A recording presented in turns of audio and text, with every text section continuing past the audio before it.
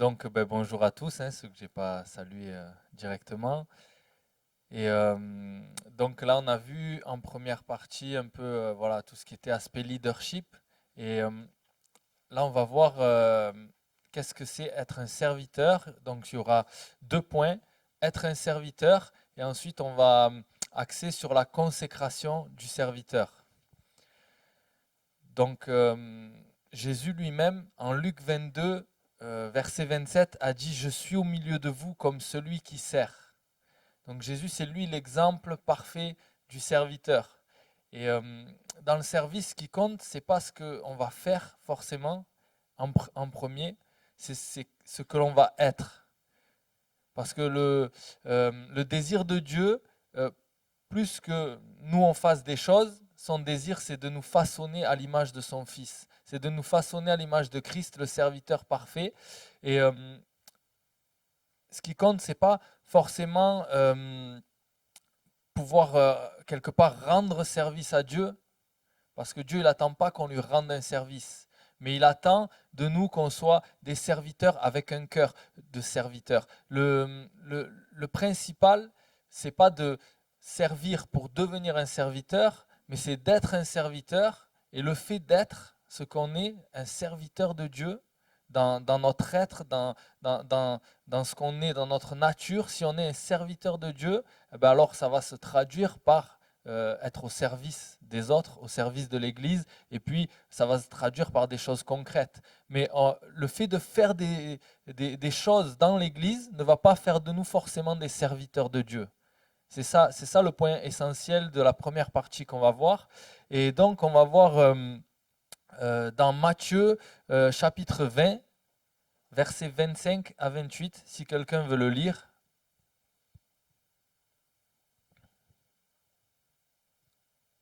Matthieu 20, versets 25 à 28. Si quelqu'un veut le lire, il lève la main, je lui passe le micro.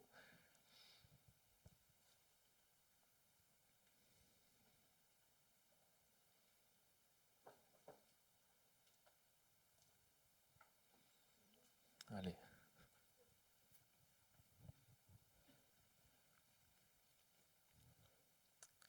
Jésus les appela et dit: Vous savez que les chefs des nations les tyrannisent et que les grands les asservissent. Il n'en sera pas de même au milieu de vous. Mais quiconque veut être grand parmi vous, qui soit votre serviteur. Et quiconque veut être le premier parmi vous, qui soit votre esclave.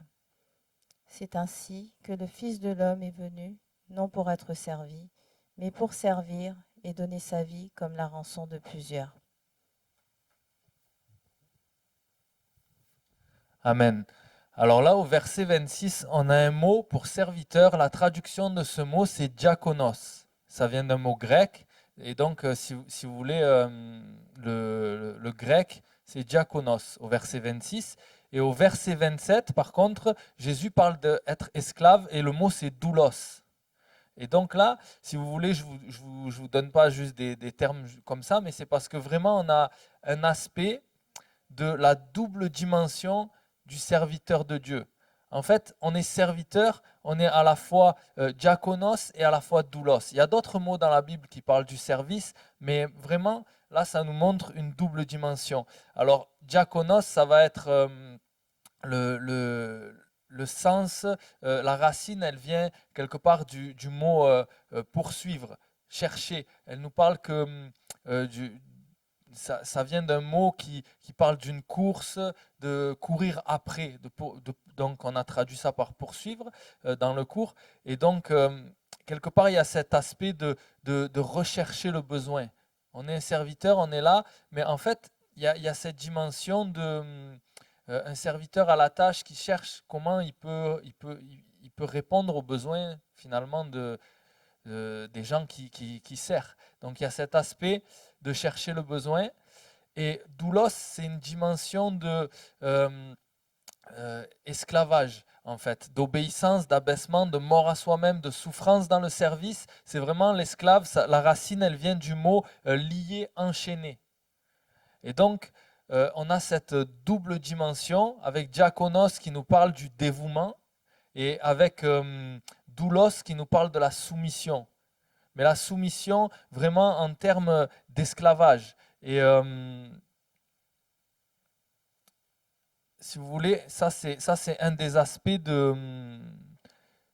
du serviteur, mais Jésus lui-même va définir autrement le serviteur. Si on lit Jean chapitre 15, pardon, versets 14 et 15 justement, est-ce que quelqu'un veut le lire? Jean, chapitre 15, versets 14 et 15.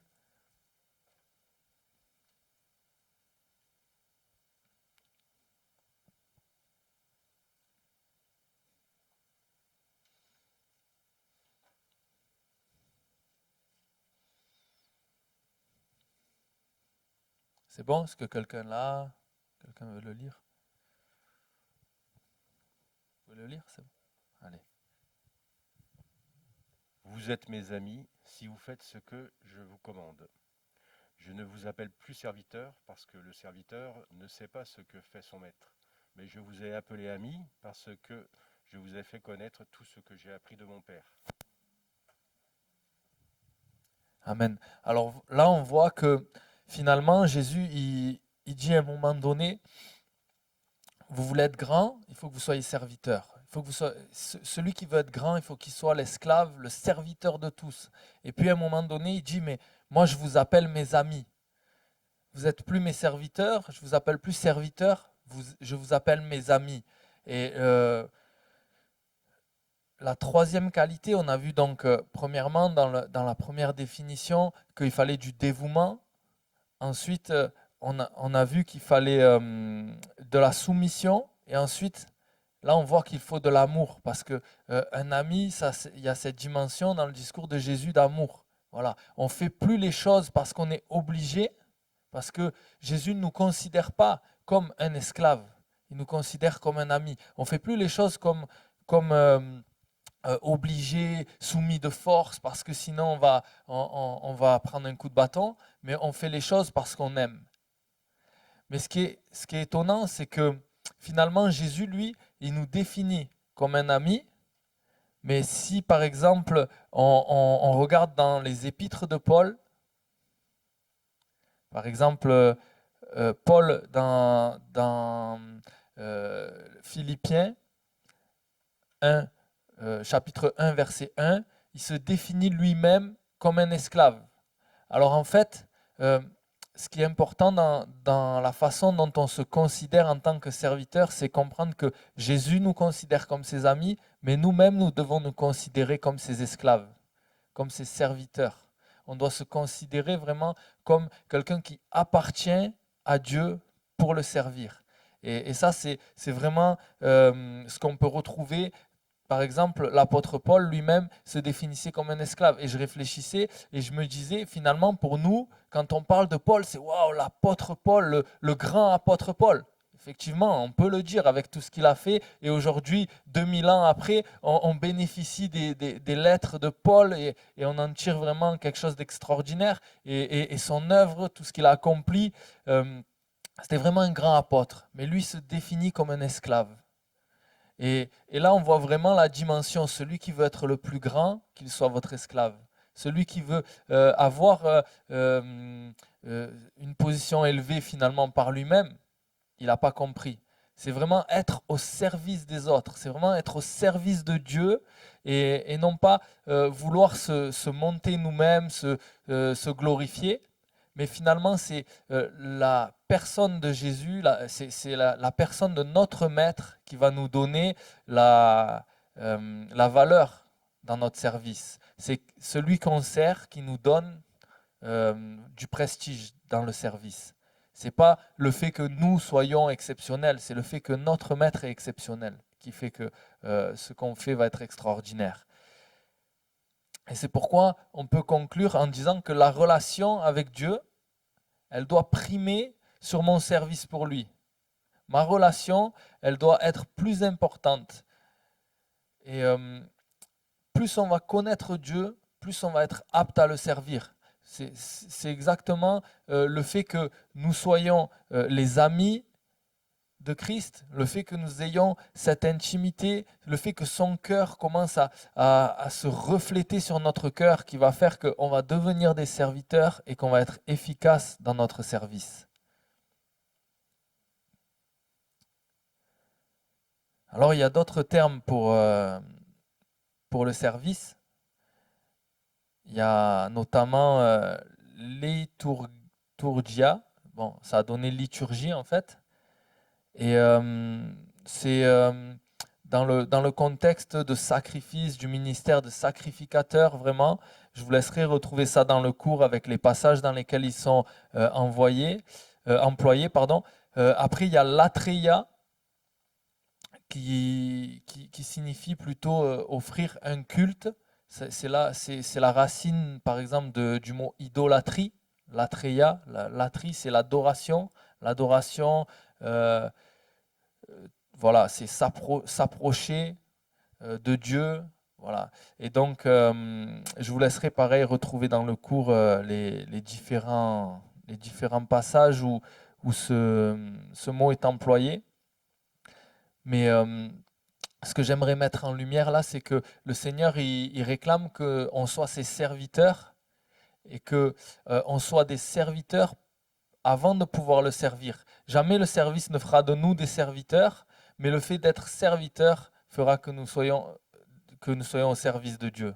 C'est vraiment un état de cœur avant d'être dans une posture ou d'être dans une œuvre.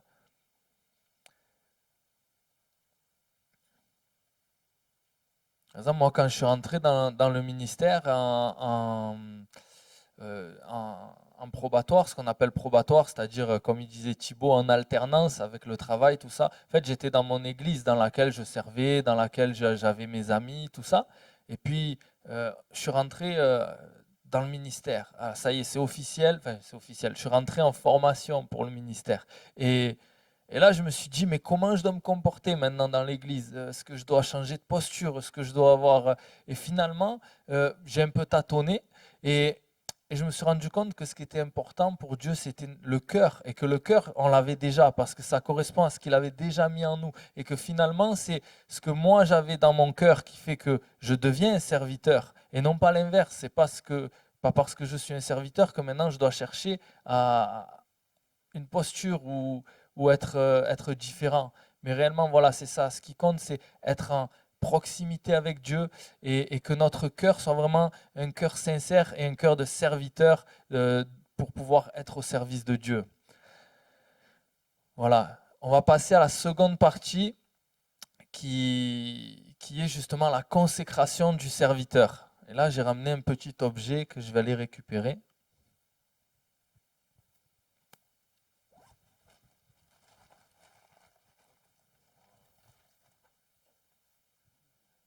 Parce que tout le monde connaît cet objet, j'espère quand même que vous savez ce que c'est. C'est une brosse à dents. Alors la brosse à dents, c'est quelque chose qu'on utilise pour un usage exclusif. C'est quelque chose qui est consacré au lavage des dents.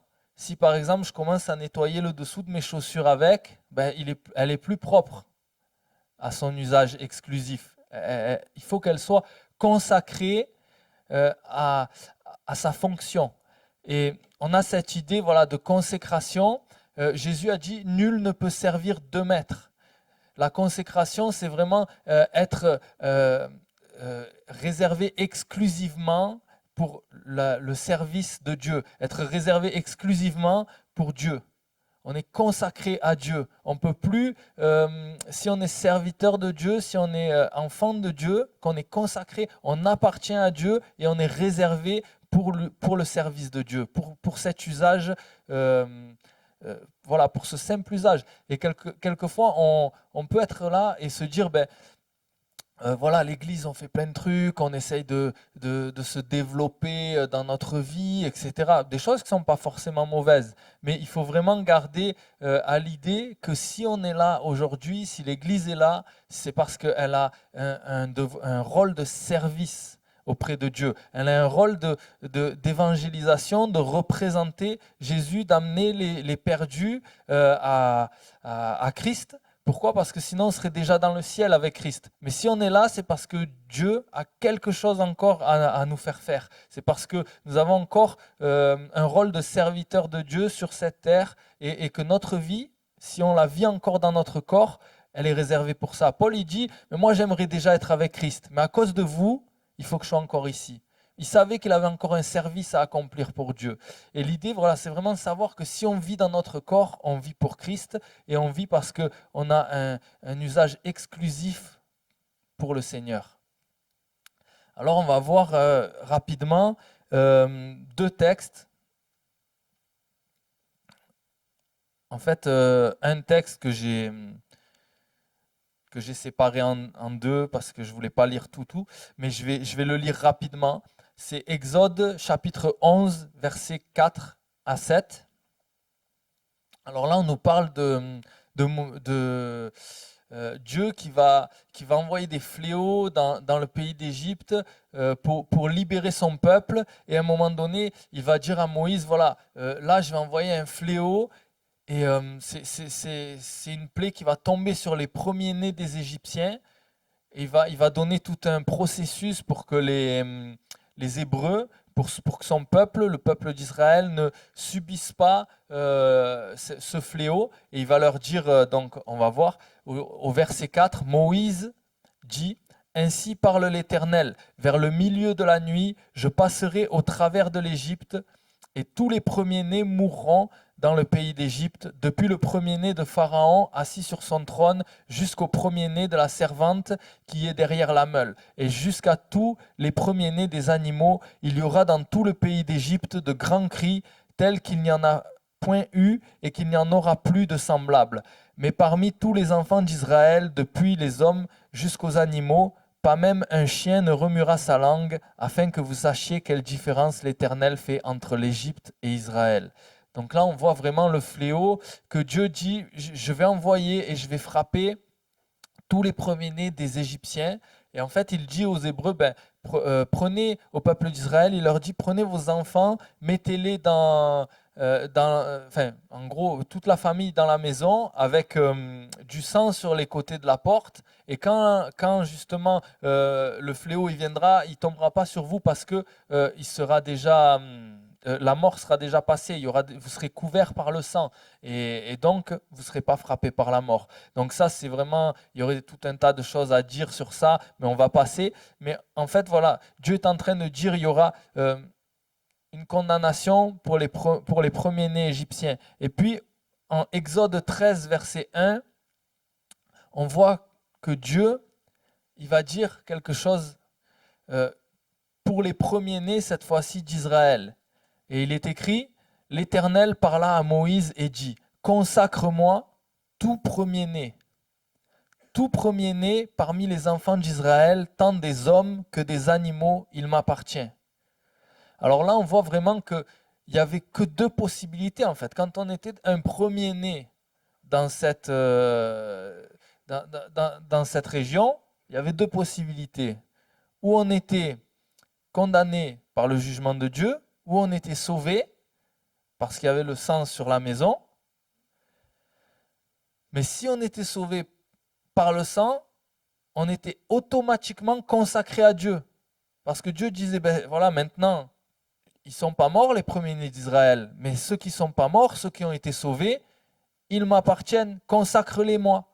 Et nous sommes sauvés, nous avons été sauvés, le fléau ne tombe pas sur nous, la condamnation n'est pas sur nous parce qu'on a été racheté par le sang de Jésus, le sang est sur nos maisons aussi, alléluia, mais ça va de pair avec le fait que nous soyons maintenant automatiquement serviteurs et consacrés à Dieu, réservés à l'usage exclusif pour le Seigneur. Nous lui appartenons. Il y a vraiment cette dimension du fait que lorsque nous sommes au service, nous appartenons à Dieu.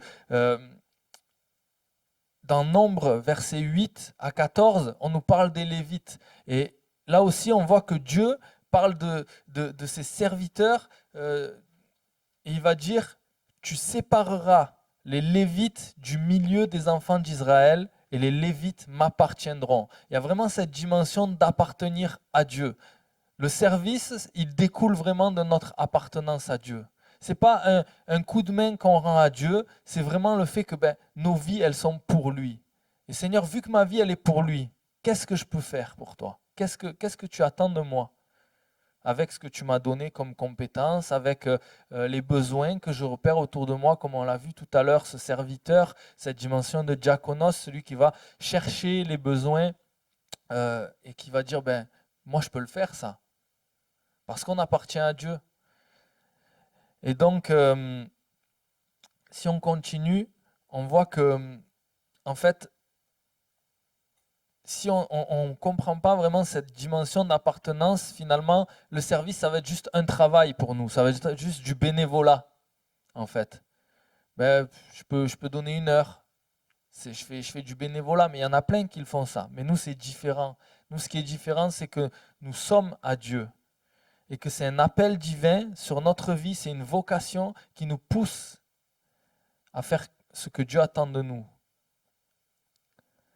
Et si on prend 2 Chroniques 29, on va voir encore comment les Lévites vont être encouragés dans un contexte particulier. Il y aura le roi Ézéchias qui va hériter d'un royaume où il y aura eu beaucoup d'idolâtrie, à tel point qu'il remplace le véritable culte du Dieu d'Israël. Et la maison de l'Éternel va être abandonnée. Et à un moment donné, voilà, vraiment, il y aura l'adoration des Baals qui va être là, il y aura cette idolâtrie, mais Ézéchias, il va appeler les Lévites à reprendre leurs fonctions. Et si on prend le chapitre 29, verset 11, je lis encore pour vous, maintenant, c'est le roi qui parle, il va dire: maintenant, mes fils, cessez d'être négligents, car vous avez été choisis par l'Éternel pour vous tenir à son service devant lui, pour être ses serviteurs et pour lui offrir des parfums.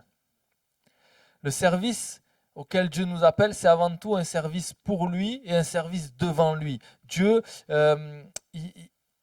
lorsqu'on sert, on sert Dieu, mais on est comme sous son regard. On effectue un service devant lui. Et finalement, quand on prend considération de cette pensée dans notre service, même lorsqu'on fait le ménage ou même lorsqu'on fait quelque chose de très pratique, quand on garde dans notre cœur qu'on le fait pour Dieu, alors on va le faire avec sérieux. Il faut garder vraiment cette pensée que tout service qu'on effectue, c'est un service pour Dieu et un service devant Dieu. Ensuite, dans ce texte, on peut en tirer encore des conclusions. C'est que c'est important de ne pas être négligent dans notre service. Là, les Lévites, on leur dit cessez d'être négligents parce que vous avez été choisis par l'Éternel. Et nous, en tant que chrétiens, on a été choisis par l'Éternel. Et parfois, on peut être négligent, on peut dire je viens au culte. Oui, mais Dieu t'appelle à être serviteur. Il n'y a pas que les pasteurs, il n'y a pas que les prédicateurs. On est tous des serviteurs de Dieu. Et comme on l'a vu dans les cours précédents, le premier service, c'est l'adoration, etc., etc. D'accord. Mais après, on peut servir aussi concrètement et le faire avec sérieux. Parce que si on devient négligent, il y a des conséquences dans l'église locale. Il y a des conséquences sur la qualité du culte, la qualité du message d'évangélisation. Parfois, on voudrait on voudrait prêcher, il n'y a pas de sonorisateur, on est obligé de pousser sur la voix. Peut-être que la mamie qui a le sonotone, elle entend mal ce qu'on dit. Et il y a des conséquences. Et peut-être qu'il y aurait des personnes au milieu qui pourraient demander, ouais, c'est vrai, je viens à toutes les réunions, je remarque que souvent, à telle réunion, semaine, il n'y a pas de sonorisateur. Qu'est-ce que je peux faire? Est-ce que je ne peux pas demander qu'on me montre un petit peu pour que, justement, quand je remarque qu'il manque quelqu'un, je donne un coup de main, j'allume les micros, etc. Voilà, c'est vraiment parfois la négligence qui fait que ça a un impact. Comme pour un jardin dans lequel on laisserait pousser les mauvaises herbes par négligence, en fait. On se dit juste, moi je ne fais pas de mal, je fais juste rien, en fait. Mais finalement, des fois, le fait de rien faire, ça peut avoir un impact négatif aussi. Alors, on est appelé à ne pas être négligent. Et juste pour poursuivre un petit peu sur l'exemple des Lévites, pourquoi cette tribu et quelle qualité elle avait pour être au service de Dieu. Pourquoi Dieu a choisi cette tribu? Il faut remonter lorsque le peuple d'Israël a fait le veau d'or. Il y a, on va prendre Exode 32, versets 26 à 29. Et là, je vais demander à quelqu'un de le lire. Il va y avoir vraiment un désordre, une désobéissance de la part du peuple. Ils vont se faire une idole lorsque Moïse sera sur la montagne en train de parler avec Dieu. Pour l'épisode où Dieu va lui donner les 10 commandements, il va redescendre et il va voir que le peuple s'est tourné et s'est livré à l'idolâtrie. Et ainsi, il va se passer quelque chose et je vais laisser quelqu'un prendre la suite en lisant le premier qui a le passage. Est-ce que quelqu'un l'a déjà? C'est bon? Allez. 26. Moïse se plaça à la porte du camp et dit, à moi ceux qui sont pour l'Éternel, et tous les enfants de Lévi s'assemblèrent auprès de lui. Il leur dit, ainsi parle l'Éternel, le Dieu d'Israël, que chacun de vous mette son épée au côté, traversez, parcourez le camp d'une porte à l'autre, et que chacun tue son frère, son parent. Les enfants de Lévi firent ce qu'ordonnait Moïse, et environ 3000 hommes parmi le peuple périrent en cette journée. Et 29, Moïse dit, consacrez-vous aujourd'hui à l'Éternel, même en sacrifiant votre fils et votre frère, afin qu'il vous accorde aujourd'hui une bénédiction. Alors là, on voit qu'il y a vraiment un passage qui peut être assez dur. Et finalement, nous, aujourd'hui, on n'est pas appelé à tuer qui que ce soit en tant que chrétien, heureusement, mais on peut repérer finalement quelques qualités des Lévites qui sont essentielles pour le service aussi. Et lorsqu'on voit ce qu'ils ont été prêts à faire, prendre une épée et aller tuer leurs parents parce que il y avait de l'idolâtrie, parce que Dieu leur disait maintenant, ils se sont détournés de moi, il y a un jugement sur eux, prenez et tuez-les. Et ils ont été prêts à ça. On peut repérer que finalement, ce que Dieu cherche, c'est des personnes qui ont une foi agissante, qui découle d'un cœur entièrement à lui, une obéissance inconditionnelle, une consécration totale, des personnes qui sont impartiales et finalement des gens qui sont courageux. Pour être serviteur, il faut être courageux aussi. Et ces critères, ils sont encore d'actualité pour nous, pour effectuer un service devant Dieu. Et finalement, ce qui était important pour Dieu, c'était que les gens qui le servaient soient des gens sur lesquels il pouvait compter, soient des gens qui étaient prêts à aller jusqu'au bout, qui étaient prêts à tout donner, tout abandonner pour être avec Dieu. Ils ont dit, ok, moi je suis avec l'Éternel, on se déclare pour Dieu, on veut pas de l'idole, mais en même temps, il y a eu ce côté, voilà, ok, vous avez choisi l'Éternel, alors est-ce que vous êtes prêt à aller jusqu'au bout? Est-ce que vous êtes prêt à aller jusqu'au bout? Et on a vu ces qualités qui étaient essentielles pour les serviteurs. Voilà. Est-ce que vous avez quelques questions par rapport à tout ça? Par rapport à tout ce qu'on a partagé, j'ai essayé d'être rapide. Et finalement, je suis allé beaucoup plus vite que ce que je pensais. Du coup, si vous avez quelques questions, vous pouvez poser des questions. Ok.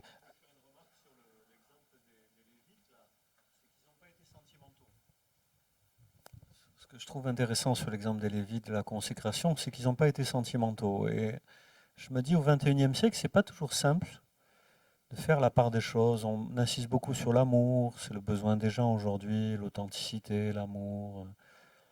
Mais dans la consécration, il n'y a pas un manque d'amour, mais il y a un moment donné, il ne faut pas être sentimental.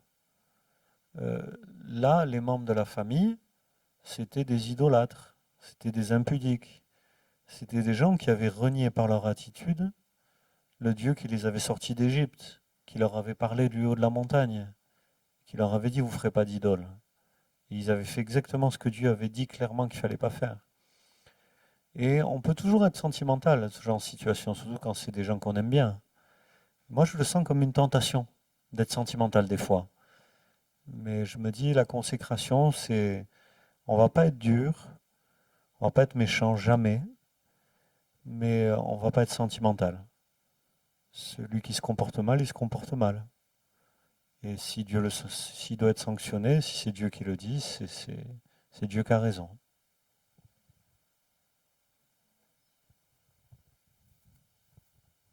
Et oui, effectivement, on peut se retrouver des fois, surtout si on est en position de leader, euh, dans des décisions où il y a des personnes qu'on aime beaucoup, mais qui se sont mal comportées.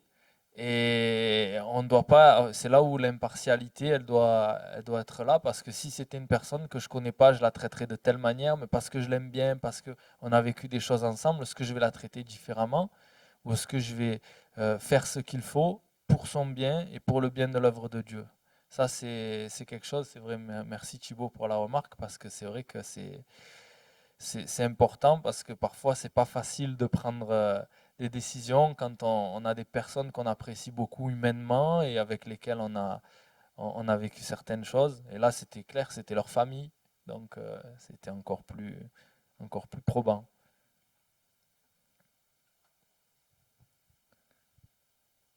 Est-ce que d'autres réactions, questions par rapport à tout ça? Ouais. Parce que là, je fais la différence. C'est la famille des Lévites, enfin, les Lévites, ils ont agi sur leur famille, mais elles connaissaient Dieu, leur famille. Elles avaient marché avec Dieu, elles avaient entendu Dieu. Mais dans nos familles, il y a des personnes qui connaissent pas vraiment Dieu, même si on leur parle de Dieu, elles ne sont pas. Alors, quelle attitude adopter? Non, mais je veux aussi parler des familles.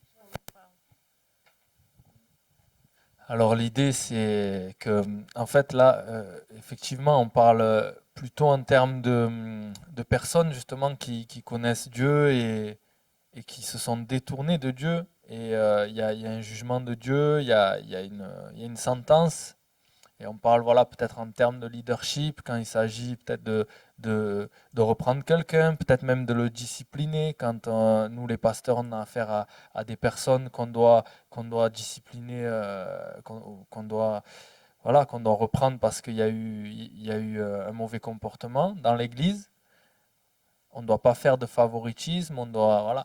Mais c'est vrai aussi que parfois, le fait de choisir Dieu, de choisir Jésus, ça amène dans les familles des divisions, ça amène des positionnements qui ne sont pas compris, des choses comme ça.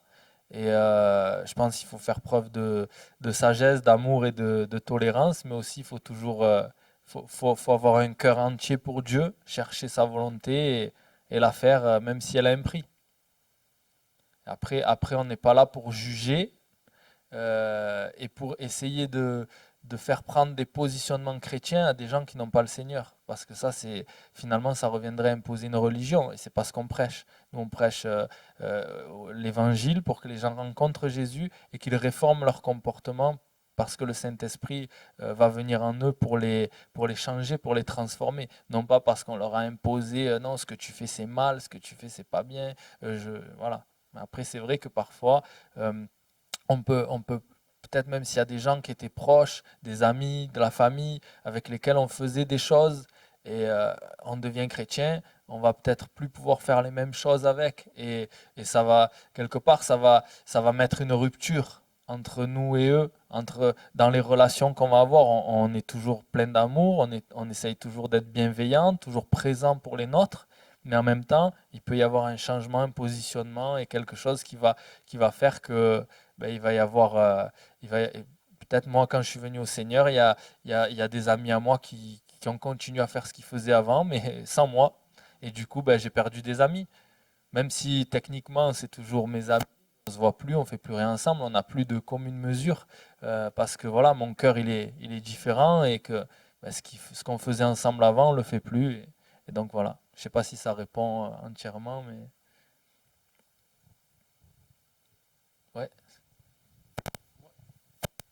Moi, j'ai lu l'Ancien Testament. C'est vrai que dans l'Ancien Testament, ils étaient radicaux. Ça veut dire qu'ils n'étaient pas sous la grâce, mais ça ne veut pas dire qu'ils étaient méchants. Enfin, je m'explique. Parce que quand on prend par exemple, il y a la famille là, à Caen, et, ils avaient pris des trucs, ils avaient mis dans la tente, ils ont fait passer ça comme ça, et après ils se sont aperçus qu'il y a eu un problème. Mais le problème, il a été vite réglé, hein. Ils ont pris toute la famille, ils ont monté sur la montagne, ils ont tué tout le monde. Mais bon, là, ils n'étaient pas dans la grâce. Mais là aussi, maintenant, on est sous la grâce, on a rencontré Jésus et tout. Mais le problème, c'est que des fois aussi, il faut régler les problèmes à la base, à la racine. Il y a des chrétiens, ils viennent à l'église, mais on leur dit quelque chose, mais ils n'écoutent pas le serviteur. Passé un moment, il va falloir quand même faire quelque chose. On ne va pas leur couper la tête, mais je veux dire, moi, je pense qu'il faut obéir. Moi, je sais pas, j'ai jamais eu vraiment de conflit. Ça fait quand même quelques années que je suis à l'église. J'ai jamais eu vraiment de conflit avec Thibaut. Bon, parce que je veux dire, c'est vrai, c'est mon ami. Mais s'il a un jour, il a un truc à me dire, je préfère qu'il vienne me dire, il me dit, Johnny, là, tu as mal fait. Et on essaye de faire les choses, quoi.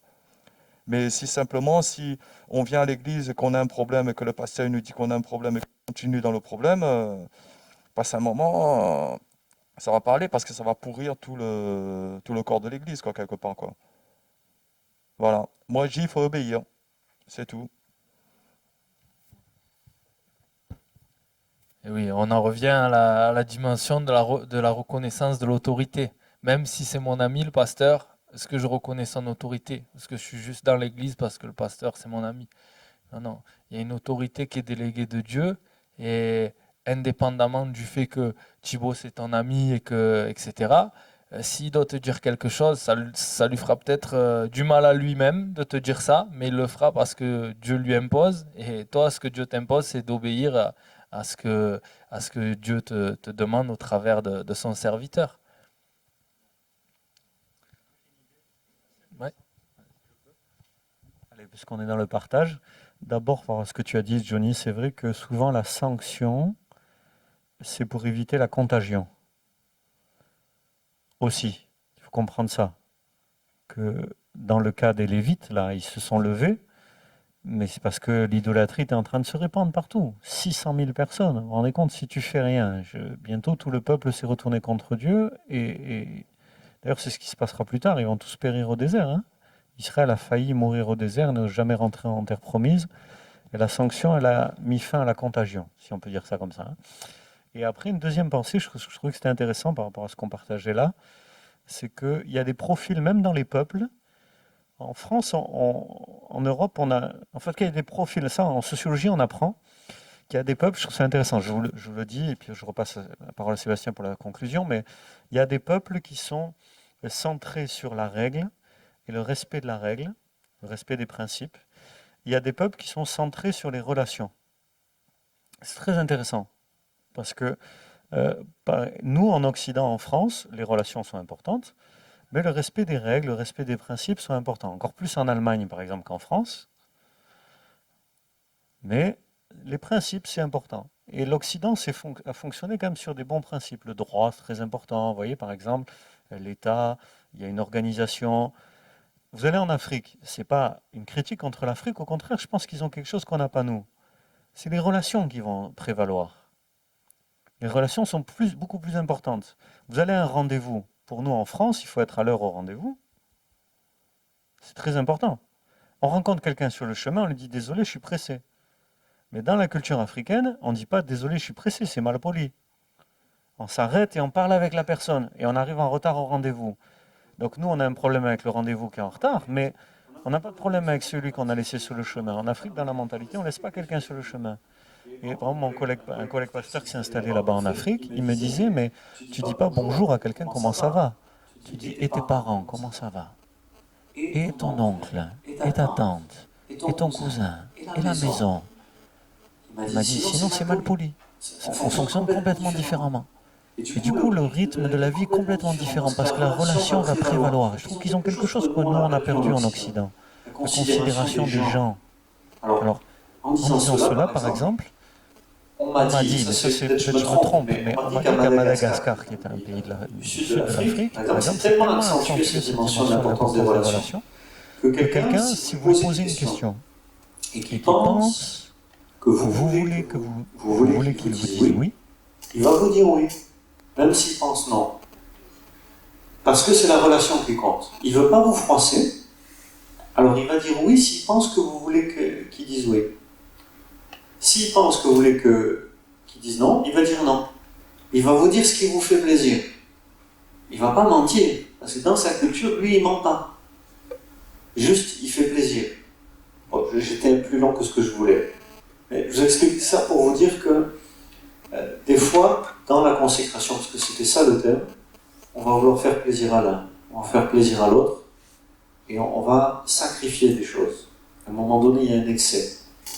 Il y a un excès partout. L'excès de la règle, écoutez bien, je vais finir sur ce que je voulais dire, l'excès de la règle, c'est qu'elle casse les gens. Donc c'est bien d'avoir des règles et des principes, il ne faut pas casser les gens. Mais l'excès des relations, parce qu'il y a d'excessif dans la culture qui fait prévaloir les relations. Et au Moyen-Orient, c'est une culture de relations plus proche de l'Afrique que de l'Europe.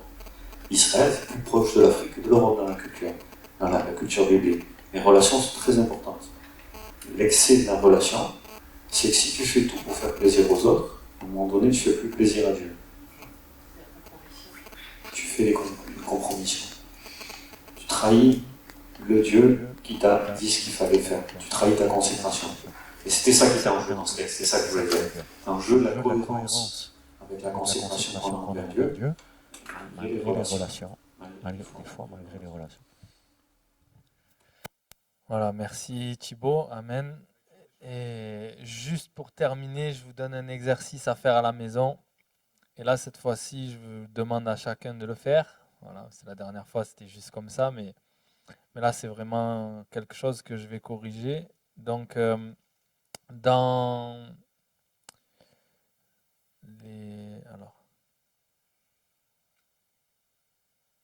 voilà, dans les 3 premiers chapitres de 1 Samuel, on va chercher les qualités de Samuel. Pourquoi Dieu l'a choisi? Pourquoi Dieu a choisi Samuel? Quelles sont ses qualités? Voilà, je vous demande de noter ces qualités sur une feuille et puis de me la rendre. C'est les 3 premiers chapitres de 1 Samuel.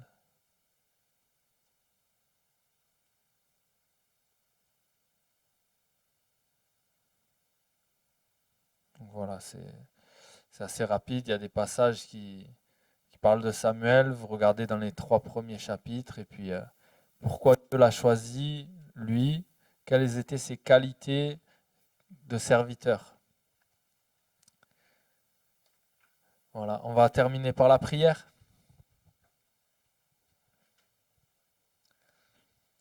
Seigneur, merci parce que tu nous as sauvés, merci parce que tu fais de nous des serviteurs, merci parce que c'est vrai, Seigneur, tu nous demandes parfois des choses qui sont difficiles, mais Seigneur, elles sont toujours les meilleures, elles sont toujours bonnes, Seigneur, et on veut, Seigneur, être consacré entièrement, on veut, Seigneur, vraiment être complètement, Seigneur, dévoué pour toi, pour le service, pour ce à quoi tu nous appelles, et Seigneur, en priorité, on veut faire passer notre relation avec toi. Merci, Seigneur, mon Dieu, de conduire toutes choses dans nos vies, Seigneur, pour qu'on puisse être là où toi tu veux, faire ce que toi tu veux, Seigneur, et vraiment être des serviteurs selon ton cœur. Merci Père éternel, à toi la gloire au nom de Jésus, amen.